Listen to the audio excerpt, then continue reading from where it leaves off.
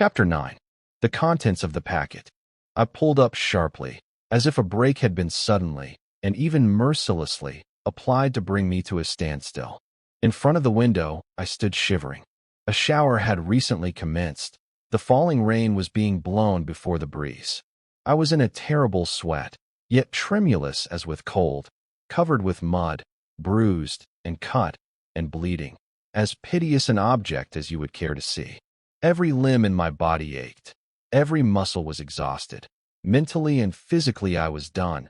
Had I not been held up, willy-nilly, by the spell which was upon me, I should have sunk down, then and there, in a hopeless, helpless, hapless heap.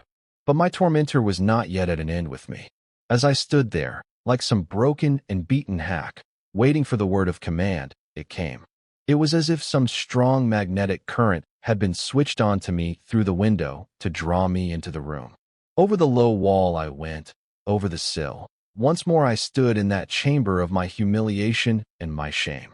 And once again I was conscious of that awful sense of the presence of an evil thing. How much of it was fact, and how much of it was the product of imagination I cannot say. But, looking back, it seems to me that it was as if I had been taken out of the corporeal body to be plunged into the inner chambers of all nameless sin. There was the sound of something flopping from off the bed onto the ground, and I knew that the thing was coming at me across the floor. My stomach quaked, my heart melted within me. The very anguish of my terror gave me strength to scream, and scream.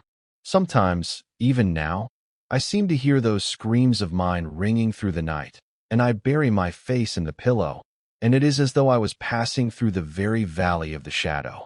The thing went back. I could hear it slipping and sliding across the floor. There was silence, and, presently, the lamp was lit, and the room was all in brightness. There, on the bed, in the familiar attitude between the sheets, his head resting on his hand, his eyes blazing like living coals, was the dreadful cause of all my agonies. He looked at me with his unpitying, unblinking glance. So, through the window again, like a thief. Is it always through that door that you come into a house? He paused, as if to give me time to digest his jibe. You saw Paul Lessingham. Well, the great Paul Lessingham. Was he then so great? His rasping voice, with its queer foreign twang, reminded me, in some uncomfortable way, of a rusty saw. The things he said, and the manner in which he said them, were alike intended to add to my discomfort. It was solely because the feat was barely possible that he only partially succeeded. Like a thief you went into his house. Did I not tell you that you would? Like a thief he found you. Were you not ashamed? Since, like a thief he found you, how comes it that you have escaped? By what robber's artifice have you saved yourself from jail? His manner changed, so that, all at once, he seemed to snarl at me. Is he great?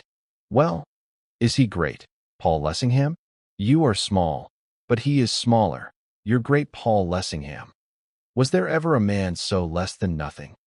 With the recollection fresh upon me of Mr. Lessingham, as I had so lately seen him, I could not but feel that there might be a modicum of truth in what, with such an intensity of bitterness, the speaker suggested.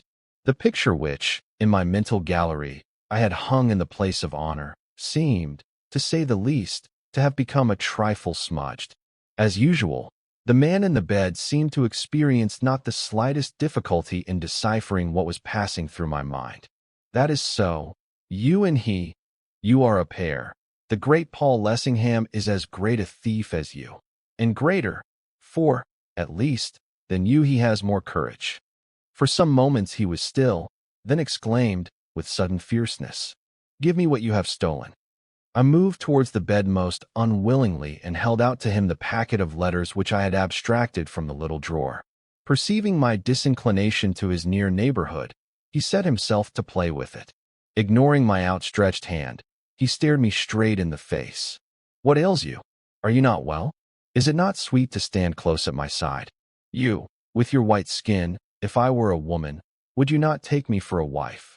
There was something about the manner in which this was said which was so essentially feminine that once more I wondered if I could possibly be mistaken in the creature's sex. I would have given much to have been able to strike him across the face, or, better, to have taken him by the neck and thrown him through the window and rolled him in the mud. He condescended to notice what I was holding out to him. "So, that is what you have stolen. That is what you have taken from the drawer in the bureau, the drawer which was locked and which you used the arts in which a thief is skilled to enter. Give it to me, thief." He snatched the packet from me, scratching the back of my hand as he did so, as if his nails had been talons. He turned the packet over and over, glaring at it as he did so. It was strange what a relief it was to have his glance removed from off my face. "You kept it in your inner drawer, Paul Lessingham, where none but you could see it, did you? You hid it as one hides treasure. There should be something here worth having, worth seeing, worth knowing. Yes, worth knowing, since you found it worth your while to hide it up so closely." As I have said, the packet was bound about by a string of pink ribbon, a fact on which he presently began to comment. "With what a pretty string you have encircled it, and how neatly it is tied. Surely only a woman's hand could tie a knot like that. Who would have guessed yours were such agile fingers? So, an endorsement on the cover. What's this? Let's see what's written.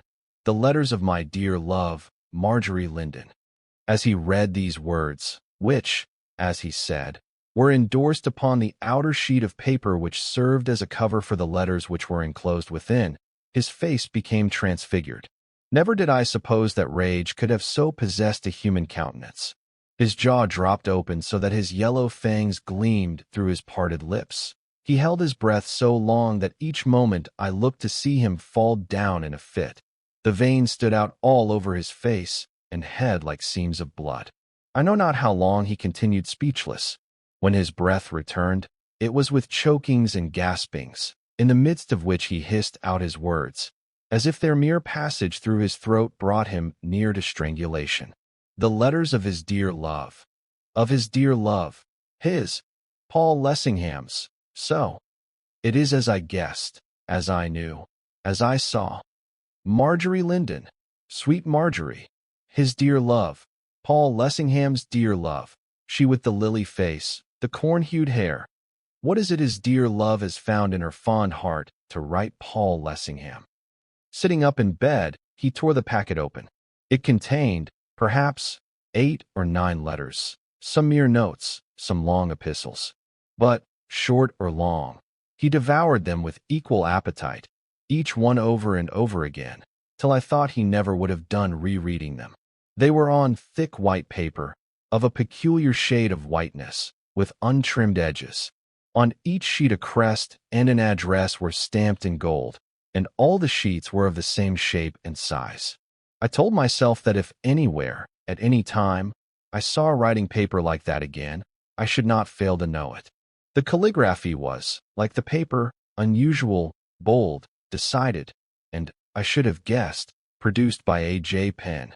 All the time that he was reading, he kept emitting sounds, more resembling yelps and snarls than anything more human, like some savage beast nursing its pent-up rage. When he had made an end of reading, for the season, he let his passion have full vent. So, that is what his dear love has found it in her heart to write Paul Lessingham. Paul Lessingham. Pen cannot describe the concentrated frenzy of hatred with which the speaker dwelt upon the name. It was demoniac. It is enough. It is the end. It is his doom.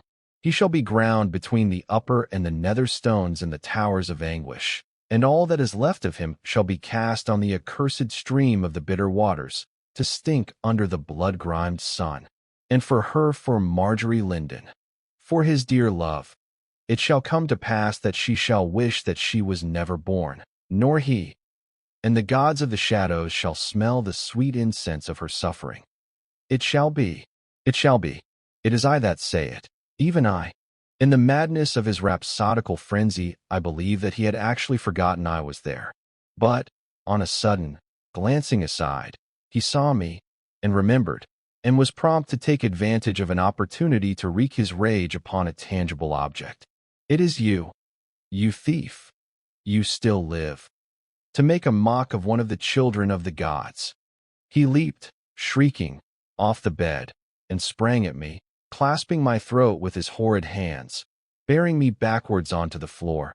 I felt his breath mingle with mine, asterisk, asterisk, asterisk, and then God, in his mercy, sent oblivion.